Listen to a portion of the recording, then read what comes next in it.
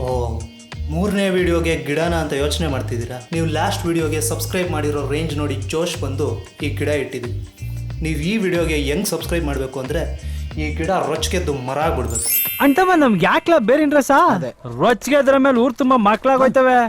ನಿಮಗೆ ಹಿಟ್ಲರ್ ಗೊತ್ತಿರಬೇಕಲ್ಲ, ಅದೇ ನಮ್ಮ ಜರ್ಮನಿಲಿ ಜ್ಯೂಸ್ನೆಲ್ಲ ಡೆತ್ ಕ್ಯಾಂಪಲ್ಲಿ ಕೂಡಾಕಿ ಊಟ ಕೊಟ್ಟು ಬೇಜಾರಾದಾಗೆಲ್ಲ ಒಬ್ಬೊಬ್ರನ್ನೇ ಸಾಯಿಸಿದ್ನಲ್ಲ, ಆ ಕರುಣಾಬಾಯಿ ಬಗ್ಗೆನೇ ನಾನು ಹೇಳ್ತಿರೋದು. ಈ ಅಪ್ಪ ಮಾಡಿದ ಇನ್ನೊಂದು ಗನಂದಾರಿ ಕೆಲಸ ಅಂದರೆ ವರ್ಲ್ಡ್ ವಾರ್ II. 1939 ವರ್ಲ್ಡಲ್ಲೆಲ್ಲ ನಾರ್ಮಲ್ ಆಗಿ ನಡೀತಿತ್ತು. ಏನು ಎಂಟರ್ಟೈನ್ಮೆಂಟೇ ಇಲ್ವಲ್ಲ ಅಂತ ಪೋರ್ಟ್ಲ್ಯಾಂಡಲ್ಲಿ ತನ್ನ ಬಾವುಟ ನೆಟ್ಟು ಕಿಚ್ಚು ಹಚ್ಚಕ್ಕೆ ಹೋಗಿ ಆ ಕಿಚ್ಚು ತನ್ನ ಚಡ್ಡಿಗೆ ಹಚ್ಕೊಂಡು ಆ ಕಿಚ್ಚು ಆರ್ಸಕ್ಕೆ ಒಳ್ಳೆಲ್ಲ ಸುತ್ತಿ ಎಲ್ಲ ಕಡೆ ದೀಪಾವಳಿ ಮಾಡಿ ಅಯ್ಯಯ್ಯೋ ನಾನು ಹಚ್ಚಿದ ಕಿಚ್ಚು ಕಾಡಿಗಿಚ್ಚಾಗಿ ಹೋಗಿದೆಯಲ್ಲ ಅಂತ ಗೊತ್ತಾದ್ಮೇಲೆ it's time to leave the earth ಅಂತ ಸೂಸೈಡ್ ಮಾಡ್ಕೊಂಡಿದ್ದಂಥ ಮಹಾಶೂರನೂ ಇವನೇ. ಇವನು ನೋಡಿದ್ರೆ ಇಂಥ ಕಾಮಿಡಿ ಪೀಸು. ಅದು ಅಲ್ಲದೆ ವರ್ಲ್ಡ್ ವಾರ್ II ಅಲ್ಲಿ ಇಂಡಿಯಾ ಪಾರ್ಟಿಸಿಪೇಟೇ ಮಾಡಿರಲಿಲ್ಲ.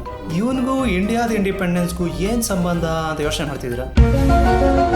ನಿಮ್ಮೆಲ್ಲ ಪ್ರಶ್ನೆಗಳಿಗೂ ಉತ್ತರ ಈ ವಿಡಿಯೋದಲ್ಲಿದೆ.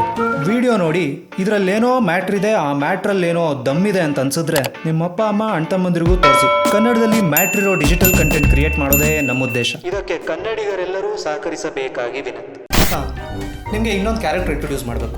ನಿಮಗೆ ಬ್ರಿಟಿಷ್ ಗೊತ್ತಲ್ಲ, ಅದೇ ಕುರಿಮರಿ ಥರ ಬಿಳಿ ವಿಗ್ ಹಾಕೊಂಡು ಕೈಗೆ ವೆಟರ್ನರಿ ಡಾಕ್ಟರ್ ಥರ ಗ್ಲೌಸ್ ಹಾಕೊಂಡು 200 ವರ್ಷ ಇಂಡಿಯಾನ ಬಡಿದು ಬಾಯಿಗೆ ಹಾಕೊಂಡ್ರಲ್ಲ ಅವರೇ. ಇನ್ನು ಈ ಮಹಾನ್ ಭಾವರು ಮಾಡಿರೋ ಗನಂದಾರಿ ಕೆಲಸಗಳು ಹೇಳೋಕ್ಕೆ ಒಂದು ವಿಡಿಯೋ ಸಾಲಲ್ಲ, ಒಂದು ದೊಡ್ಡ TV ಸೀರಿಯಲ್ಲೇ ಮಾಡಬೇಕು. ಅದಕ್ಕೆ ಶಾರ್ಟ್ ಫಿಲ್ಮ್ ಥರ ಎರಡೆರಡು ಇನ್ಸಿಡೆಂಟ್ ಹೇಳ್ತೀನಿ ಕೇಳಿ. ಒಂದು, ಜಲಿಯನ್ ವಾಲಾ ಬಾಗ್ ದುರಂತ.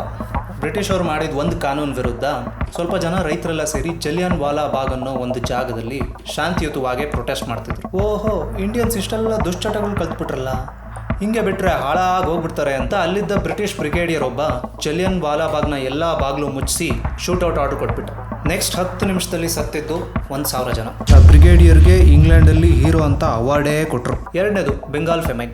ನಮ್ಮ ವಿಕ್ರಮಾದಿತ್ಯ ಹಿಟ್ಲರ್ ಹಚ್ಚಿದ ಕಿಚ್ಗೆ ಇಂಗ್ಲೆಂಡ್ ಚೆನ್ನಾಗೇ ಹಚ್ಕೊಂಡು ಉರಿತಿತ್ತು. ಹಿಟ್ಲರ್ ವಿರುದ್ಧ ಮಹಾಯುದ್ಧ ಸಾರಿದ ಮೊದಲನೇ ದೇಶ ಇಂಗ್ಲೆಂಡೇ. ಯುದ್ಧಗಳು ಈಗಲೂ ದುಬಾರಿ, ಆಗ್ಲೂ ದುಬಾರಿ. ಯುದ್ಧ ಮಾಡೋರಿಗೆ ಹಣದಿಂದ ಹಿಡಿದು ಅನ್ನದವರೆಗೂ ಇಂಡಿಯಾದಿಂದನೇ ಸಪ್ಲೈ ಮಾಡ್ತಿದ್ರು. ಎಷ್ಟರ ಮಟ್ಟಿಗೆ ಅಂದರೆ ರೈತರು ಮನೆಗೆ ನುಗ್ಗಿ ಅವ್ರ ಮನೇಲಿರೋದನ್ನೆಲ್ಲ ಲೂಟಿ ಮಾಡಿ ಯುರೋಪ್ಗೆ ಕಳಿಸೋವಷ್ಟು. ಪರಿಣಾಮ 30 ಲಕ್ಷ ಜನ ಹಸಿವು ಹಾಗೂ ಅಪೌಷ್ಟಿಕತೆಯಿಂದ ಸಾವು.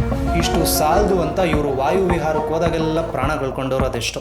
ಸೊ ಇಂಥ ಮಾನವೀಯ ಮೌಲ್ಯಗಳಿಂದ ತುಂಬಿ ತುಳುಕ್ತಿದ್ದ ಬ್ರಿಟಿಷರ್ನ ಓಡಿಸೋಕ್ಕೆ ನಮ್ಮ ಮಹಾತ್ಮ ಗಾಂಧೀಜಿಯವರು ಎಂಟ್ರಾದ್ರು. ನಾನ್ ಬರೋವರೆಗೂ ಮಾತ್ರ ಬೇರೆಯವ್ರ ಹವ, ಬಂದ ಮೇಲೆ ನಂದೇ ಹವ. ನಮ್ಮ ಮಹಾತ್ಮ ಗಾಂಧೀಜಿಯವ್ರು ಮಾಡಿದ ಪ್ಲಾನ್ ಏನು ಗೊತ್ತಾ? ಉಪವಾಸ ಸತ್ಯಾಗ್ರಹ. ಬರೀ ಇಂಥದೆಯಾ?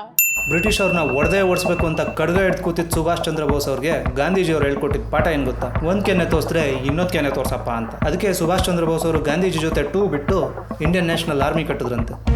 ಭಾರತದಲ್ಲಿ ಇಂಡಿಯನ್ ನ್ಯಾಷನಲ್ ಆರ್ಮಿ ಯೂಸ್ ಮಾಡಿಕೊಂಡು ಬೋಸ್ ಅವರು ಎಷ್ಟಾಗುತ್ತೋ ಅಷ್ಟು ಕಿರುಕುಳ ಕೊಡ್ತಿದ್ರೆ, ಅಲ್ಲಿ ಹಿಟ್ಲರ್ ಜೊತೆ ನಡೀತಿದ್ದ ಮಹಾಯುದ್ಧದಿಂದ ಬ್ರಿಟಿಷ್ ಅವರ ಖಜಾನೆ ಖಾಲಿ ಆಗ್ತಿತ್ತು. ಬ್ರಿಟಿಷ್ ಅವರು ಆಳುತ್ತಿದ್ದ ದೇಶಗಳಲ್ಲಿದ್ದ ಸಂಪತ್ತನ್ನೆಲ್ಲ ಲೂಟಿ ಮಾಡಿ ರಣರಂಗಕ್ಕೆ ಸುರಿತಿದ್ರು. ರಣರಂಗದ ಹೊಟ್ಟೆ ತುಂಬಿರಲಿಲ್ಲ. ಯಾಕಂದರೆ ಮಹಾಯುದ್ಧದಲ್ಲಿ ಪಾಲ್ಗೊಂಡಿದ್ದ ಒಟ್ಟು ಸೈನಿಕರ ಸಂಖ್ಯೆ 30 ಕೋಟಿ. ಇನ್ನೇನು ಎಲ್ಲ ಕೈಮೀರೇ ಹೋಯಿತು ಅನ್ನೋ ಅಷ್ಟರಲ್ಲಾಗಲೇ 12 ಕೋಟಿ ಪ್ರಾಣಗಳು ಮಣ್ಣಾಗಿದ್ದವು. ಇಟಲಿ, ಜಪಾನ್ನಂಥ ಚಿಕ್ಕ ದೇಶಗಳ ಸಹಾಯವನ್ನು ಬಿಟ್ಟರೆ ಮಿಕ್ಕೆಲ್ಲ ದೇಶಗಳೂ ಹಿಟ್ಲರ್ನ ಎದುರಾಳಿ ಬಣದಲ್ಲೇ ಇದ್ದವು.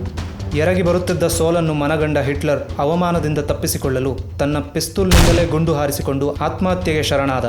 12 ಕೋಟಿ ಶವಗಳ ಮೇಲೆ ಎದುರಾಳಿ ಇಂಗ್ಲೆಂಡ್ ತನ್ನ ಧ್ವಜ ನೆಟ್ಟಿ ಸಂಭ್ರಮಿಸಿತು. ಯುದ್ಧದಲ್ಲಿ ಇಂಗ್ಲೆಂಡ್ ಗೆದ್ರೂ ಆಫ್ಟರ್ ಪಾರ್ಟಿ ಮಾಡೋಕ್ಕೂ ಅವ್ರ ಹತ್ರ ದುಡ್ಡು ಉಳಿದಿರಲಿಲ್ಲ.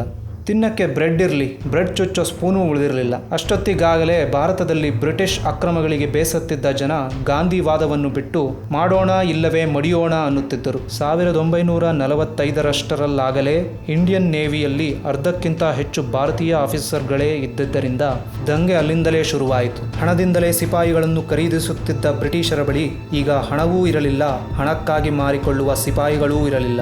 ಸಂಪತ್ತೆಲ್ಲ ಲೂಟಿಯಾಗಿದ್ದ ದೇಶದಲ್ಲಿ ನಂಬಲರ್ಹ ಸೇನೆ ಇಲ್ಲದೆ, ಉರಿಯುತ್ತಿದ್ದ ದಂಗೆಯನ್ನು ಹತ್ತಿಕ್ಕುವ ರಣೋತ್ಸಾಹವೂ ಇಲ್ಲದೆ, ನಿಶ್ಚಿತವಾಗಿ ಎರಗಿ ಬರುತ್ತಿದ್ದ ಮಾನಭಂಗವನ್ನು ಮನಗಂಡ ಬ್ರಿಟಿಷರು 1947ರಲ್ಲಿ ಭಾರತವನ್ನು ಬಿಟ್ಟು ತೊಲಗಿದರು.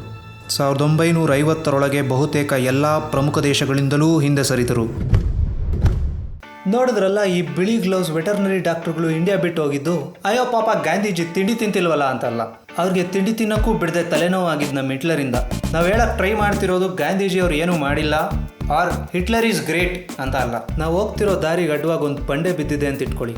ಆಗ ಬಂಡೆ ಮುಂದೆ ಕುತ್ಕೊಂಡು ಭಗವದ್ಗೀತೆ ಓದಿದ್ರೆ ಏನು ಯೂಸ್ ಆಗಲ್ಲ. ಅದೇ ಸುತ್ತಿಗೆ ತೊಗೊಂಡು ಬಂಡೆ ಹೊಡೆದ್ರೆ ಮುಂದೆ ಹೋಗ್ಬೋದು ಅಂತ. ಅದರ ಅರ್ಥ ಭಗವದ್ಗೀತೆಗೆ ದಮ್ಮಿಲ್ಲ ಅಂತಲ್ಲ, ಭಗವದ್ಗೀತೆಯಲ್ಲಿರೋ ಸತ್ಯನ ಕಾಣೋ ಕಣ್ಣು ಆ ಬಂಡೆಗಿಲ್ಲ ಅಂತ. ರಣರಂಗದಲ್ಲಿ ಭಯ ಇದ್ದಂಗೆ ನಾಲ್ಕು ದಂಡು ಸಾಕಾಗಲ್ಲ, ಧೈರ್ಯ ಇದ್ದವನ್ಗೆ ಒಂದು ಸಾಣೆಕಲ್ಲು ಬೇಕಾಗಲ್ಲ. ವಿಷ್ಣುವಿನ ತಾಳ್ಮೆ ಇರಲಿ, ಆದರೆ ನರಸಿಂಹನ ಕೋಪ ಯಾವತ್ತೂ ಮರಿಬೇಡ.